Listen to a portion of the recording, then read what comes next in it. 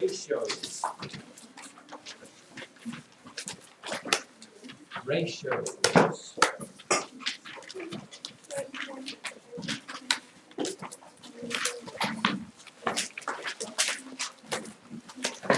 Ratios.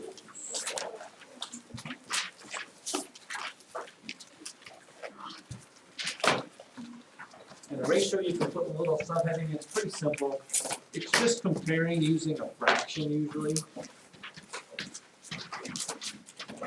Usually it's fractions. And you've probably heard somebody say, well, the ratio of this to that is this, but write this one down. It says, if there are 12 boys and 18 girls, oh wait, sorry. Yeah. Let's write that down. There are 12 boys and 18 girls in the class.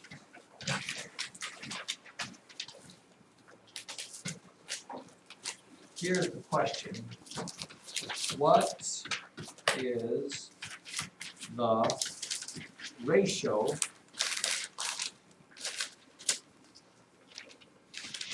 of boys to girls?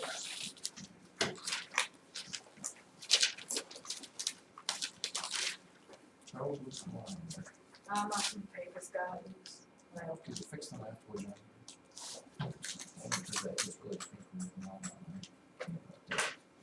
Here's how this works here, people. You have to be careful with this because the order that the names are given are very important, or is very important. The ratio you're looking for is boys to girls.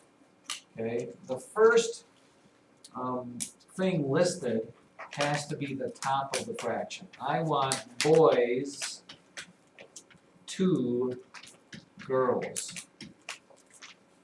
Boys to girls. So when I put my numbers into that ratio and that fraction, however many boys has to go on top. 12 boys to 18 girls. Okay? And you have to reduce that. Okay, you need to reduce. Okay, which means 6 goes into both of these, so you divide them both by 6, you end up with 2 to 3. There are 2 boys for every 3 girls. Okay.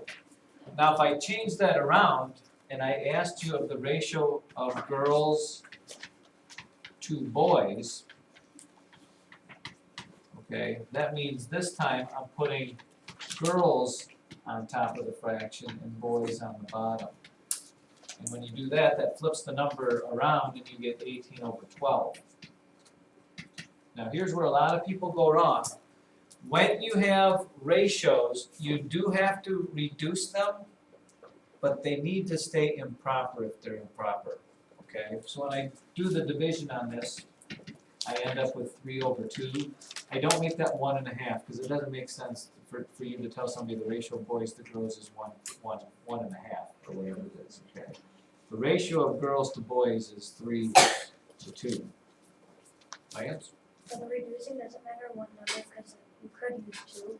If you did 2, you'd have to keep going though. If you took 12 over 18 and reduced it by 2, cut them both in half, you end up with 6 over 9.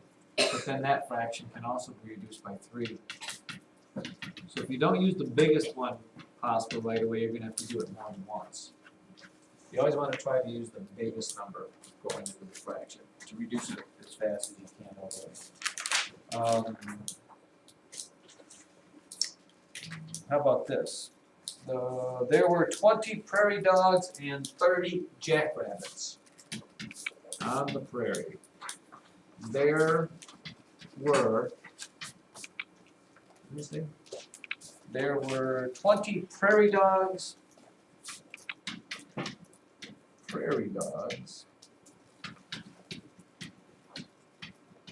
and 30 jackrabbits on the prairie. I'm going to write down some questions you write down the ratios. The ratio of jackrabbits to prairie dogs. The ratio of jackrabbits to prairie dogs.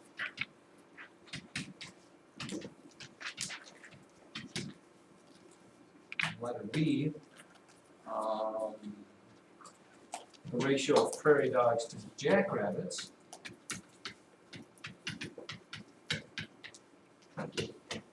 We'll do a little abbreviating there.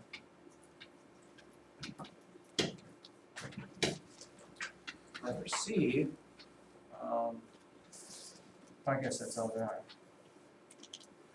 We'll just do those two. What is the ratio of jackrabbits to prairie dogs? There's 20 prairie dogs and 30 jackrabbits. What is the ratio of jackrabbits to prairie dogs? Maddie?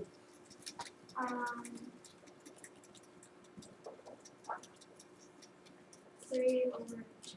Okay, yeah. There are, it says up here, there were 30 jackrabbits. Has to go first because it's the first one listed, has to go on top. There are 20 prairie dogs. You reduce it, 10 goes into both of them. Usually when we talk about ratios then, instead of saying 3/2, you say 3:2. Because it's 3 jackrabbits to 2 prairie dogs, 3:2. And then the other one, the ratio of prairie dogs to jackrabbits would be, Elijah? 2:3. Let's do first.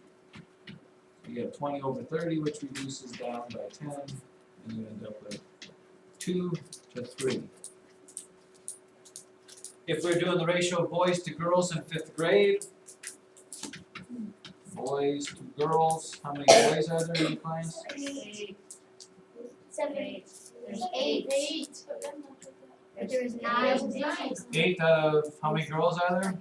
19. 19. 8 to 19. Unfortunately, we can't reduce it because nothing goes into 19. So, or vice versa, girls to boys would be 19 to 8. And that would be it. And that is the whole